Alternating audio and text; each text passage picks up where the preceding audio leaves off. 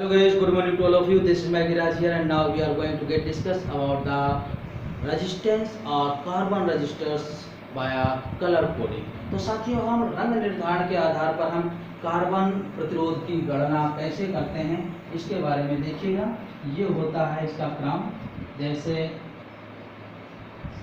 ये रंग हैं, colours. B. Roy in Great Britain has very good wife named Girija Singh Chaudhary. ठीक है ना।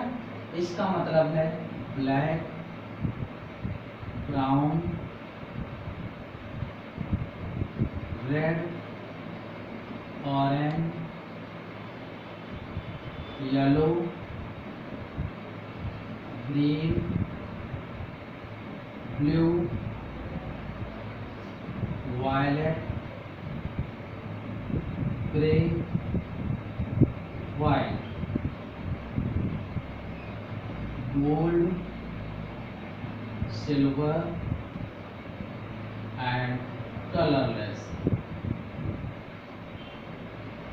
ये होगा, इस तरीके से ये रंग होते हैं। ये इसका सीक्वेंस है याद करने का। B. Roy in Great Britain has very good wife name Girja Singh Chaudhary. ठीक है ना। तो ये सीक्वेंस है इसका कलर का। ठीक है ना। आप ये हिंदी में भी लिख सकते हैं, काला, भूरा, लाल, नारंगी, पीला, ग्रीन हरा, ब्लू नीला, बैंगनी, ग्रे आसमानी, सफ़ेद। और ये लास्ट के 3 कलर होते हैं जो सहता बताते हैं, इफिशिएंसी, टॉलरेंस। तो अब यहाँ पर डिजिट होता है, तो डिजिट 0, 1, 2, 3, 4, 5, 6, 7, 8, 9। और ऐसे ही इनके मल्टीप्लायर होते हैं, गुणा। ये अंक है, तो 10 पावर 0, 1, 2, 3, 4, 5, 6, 7, 8 एंड 9। और ये -1, -2। और इनकी टॉलरेंस जो होती है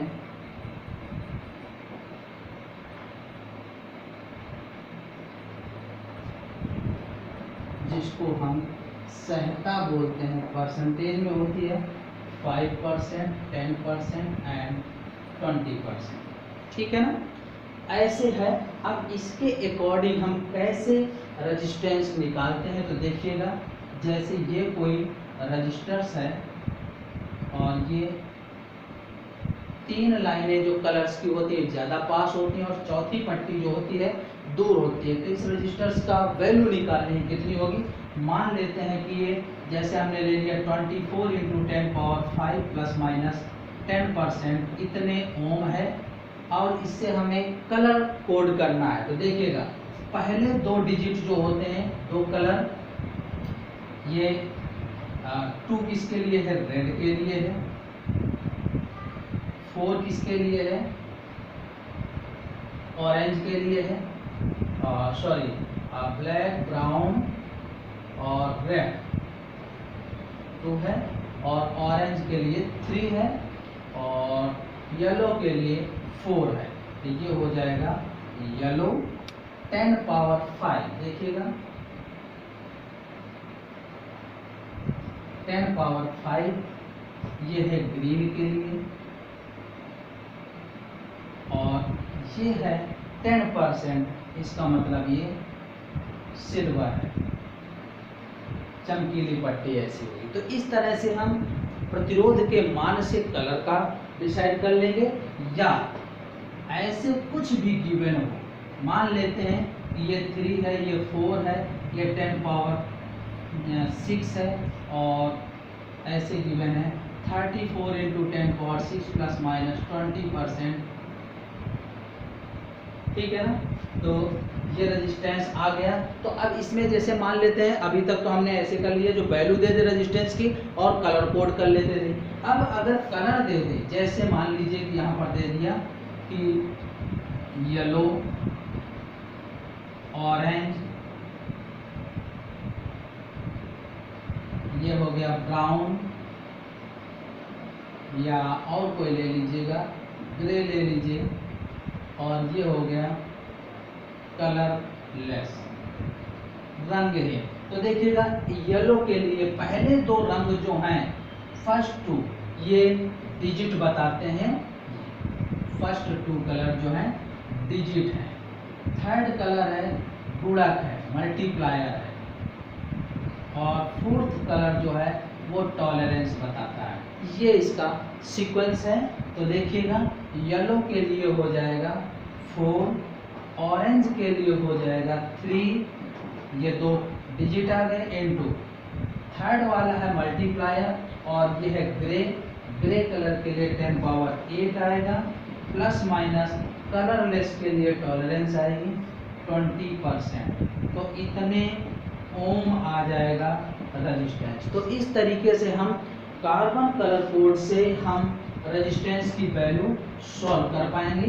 तो ये प्रोसेस है कलर कोड माध्यम से, कोडिंग प्रोसेस से हम इसकी वैल्यू सॉल्व कर पाना, ठीक है ना। चलिए अब इसी क्रम में हम देखते हैं कि सेलों का कॉम्बिनेशन कैसे होता है, सेलों का संयोजन। तो श्रेणी और समांतर,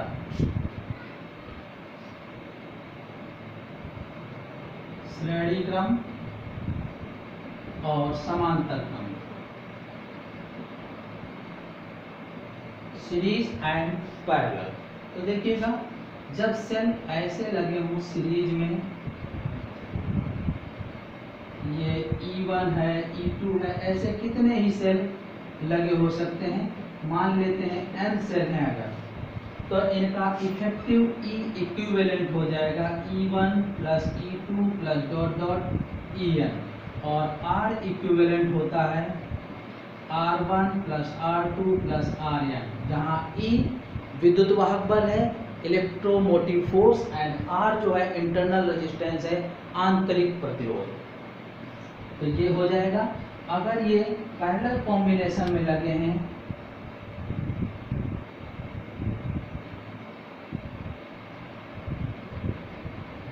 इस तरीके से, और ये n सेल लगे हैं, तो इनका हो जाएगा E equivalent upon R equivalent. ये इस तरीके से चलता है, E1 upon R1, E2 upon R2 और En अपॉन Rn, और 1 अपॉन R इक्विवेलेंट होता है 1 upon R1, 1 upon R2, 1 upon Rn। यानी इस प्रोसेस से हम इसमें डायरेक्ट E इक्विवेलेंट की वैल्यू नहीं आती, ऐसे निकालते हैं, पहले R इक्विवेलेंट निकालेंगे, फिर ये वैल्यू इसमें रखेंगे, तब E इक्विवेलेंट की वैल्यू आ पाएगी। तो इस तरीके से हम सेलों का भी सीरीज एंड पैरेलल कॉम्बिनेशन कर सकते हैं। अब देखते हैं कि हम जो टेम्परेचर का इफेक्ट रो टी कर्व ये देख रहे हैं। तो जैसे पहले हम देख रहे हैं कॉपर के लिए, यानी यहाँ पर हम मेटल ले रहे हैं धातुओं के लिए, तो कॉपर हम ले लेते हैं कोई मेटल, और इसके लिए कर्व देखते हैं।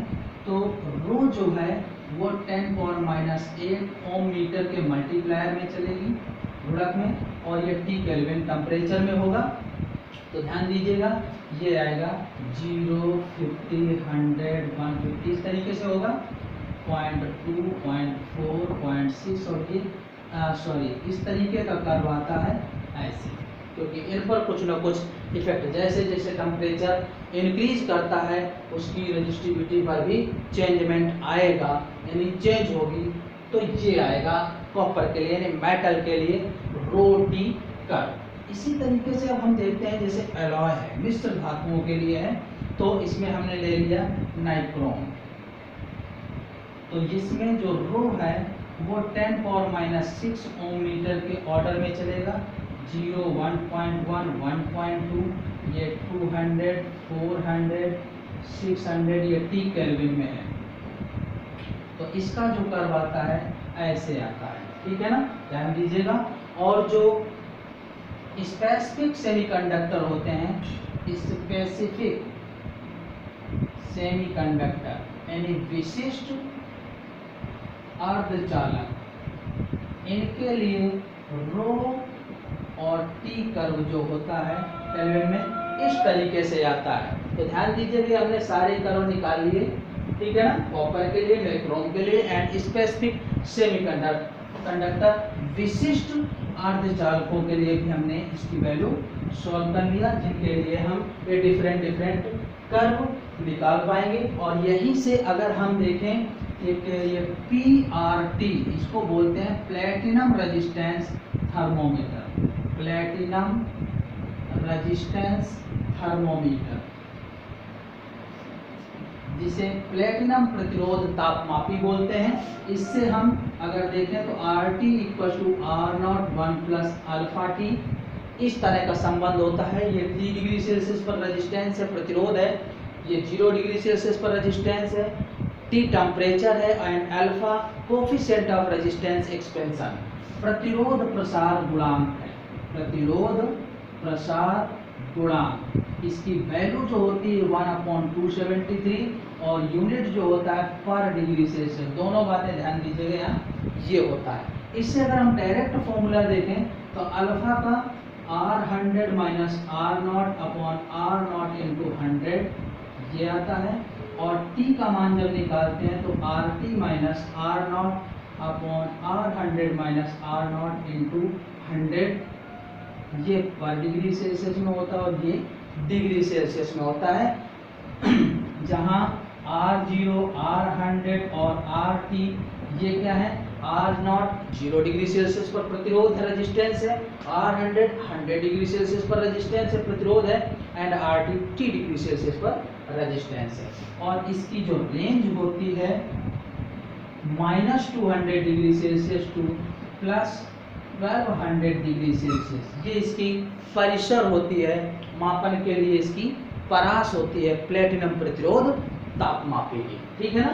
तो ये इस तरीके से मेजरमेंट किया जाता है। तो ये है प्लेटिनम प्रतिरोध तापमापी, ठीक है ना। एक छोटा सा एग्जांपल इसी का ले लेते हैं कि किसी PRT में 0 डिग्री सेल्सियस पर प्रतिरोध है R0 2 ओम, 100 डिग्री सेल्सियस पर R100 है 2.5 ओम। तो कह रहा है किस ताप पर यानी प्रतिरोध 2.3 ओम हो जाएगा, ठीक है। तो देखते हैं T की वैल्यू सीधे निकाल सकते हैं, RT - R0/R100 - R0 × 100।